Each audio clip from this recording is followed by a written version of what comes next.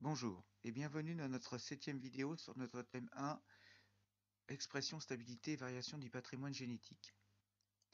Aujourd'hui, nous allons parler d'une maladie, la mucoviscidose, qui nous sert d'exemple pour étudier le phénotype à différentes échelles.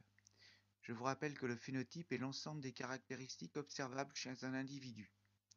Nous pouvons observer le phénotype à l'échelle macroscopique, c'est-à-dire à l'échelle de l'organisme et des organes.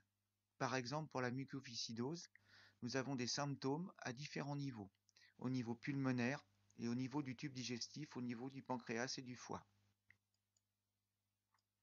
Ici, des coupes de bronches qui montrent les bronches obstruées par un mucus trop épais.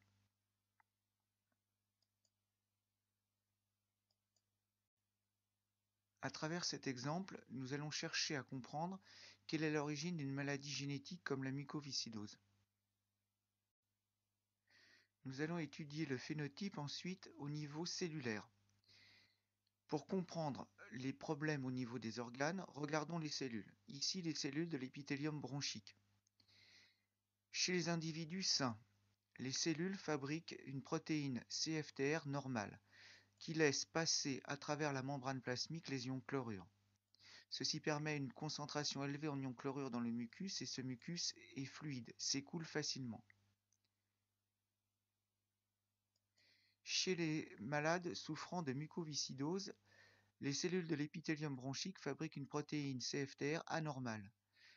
Celle-ci ne laisse plus sortir les ions chlorure hors de la cellule. Donc la concentration en ions chlorure est faible dans le mucus et celui-ci devient visqueux. Il est épais et s'écoule difficilement. Il s'accumule au niveau des bronches, ce qui est à l'origine des problèmes que nous avons vus au niveau macroscopique. Pour comprendre les problèmes au niveau cellulaire, nous pouvons descendre encore dans les niveaux d'observation et passer au niveau moléculaire. Le phénotype moléculaire étudie les caractéristiques de molécules, les protéines. Toujours dans notre exemple, nous pouvons comparer la protéine CFTR d'un individu normal avec la séquence en acides aminés de la protéine CFTR présente chez un individu malade, que l'on appelle ici protéine CFTR mutée. Nous observons une différence de séquence. Il y a un acide aminé en moins, l'acide aminé phénylalanine, marqué par les 3 lettres PHE. Ceci a des conséquences importantes puisque ce changement de séquence en acide aminé va intervenir sur la structure en 3 dimensions, la forme dans l'espace de la protéine.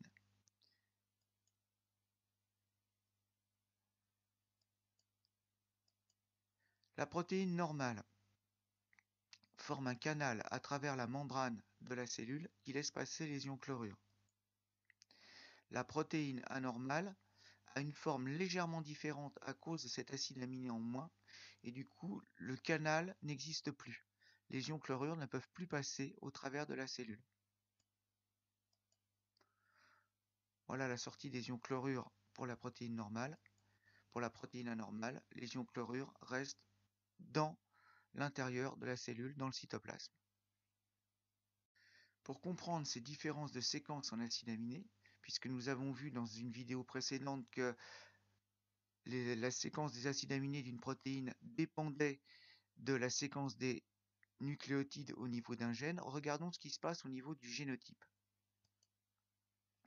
Ici, en comparant grâce au logiciel Anagen, la séquence des allèles codant pour la protéine CFTR chez les deux individus. L'allèle normal, CFTR normal, et l'allèle muté. Si on compare ces séquences au niveau des gènes, au niveau des allèles, nous avons donc 3 nucléotides en moins au niveau de l'allèle muté, qui explique la disparition de l'acide aminé dans la protéine.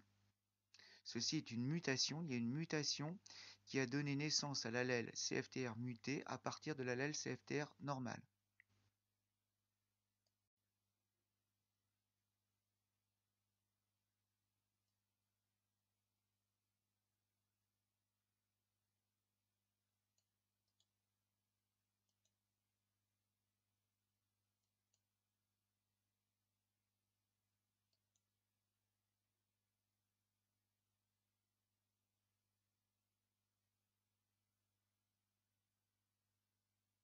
fonction d'une protéine dépend de sa forme dans l'espace, qui dépend de la séquence des acides aminés et donc de la séquence des nucléotides. C'est le but de cette séance en fait que nous avons fait sur la mucoviscidose. C'est de comprendre la relation entre la séquence des nucléotides, la séquence des acides aminés et la structure puis la fonction de la protéine.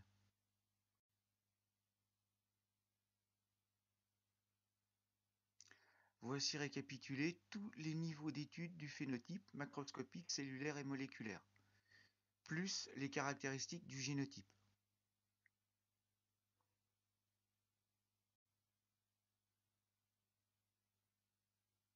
Là encore, la relation énoncée est très importante. C'est la relation entre le phénotype macroscopique qui dépend du phénotype cellulaire, qui dépend du phénotype moléculaire. Il y a un enchaînement, une relation de cause à effet entre ces différents niveaux. Et puisque le phénotype moléculaire dépend de la séquence des nucléotides au niveau des allèles, ce phénotype moléculaire dépend lui aussi du génotype. Pour terminer, puisque nous parlons de maladies génétiques, un exemple d'essai de thérapie génique, c'est-à-dire d'essais cliniques, d'essais médicaux en vue de guérir cette maladie. Le principe de base est le suivant, c'est de récupérer donc un gène, c'est-à-dire l'allèle sain, l'allèle normal, humain, qui permet de fabriquer la protéine normale, et de l'insérer dans ce que l'on appelle un vecteur, c'est-à-dire un moyen de faire entrer cette séquence, cet allèle normal, dans une cellule humaine. On utilise par exemple des virus qui ont la particularité de pouvoir rentrer dans les cellules. Ces virus, évidemment, ne rendent pas l'individu malade. Le but du virus dans ce cas-là, c'est simplement de servir de porte d'entrée, de moyen d'entrée dans la cellule.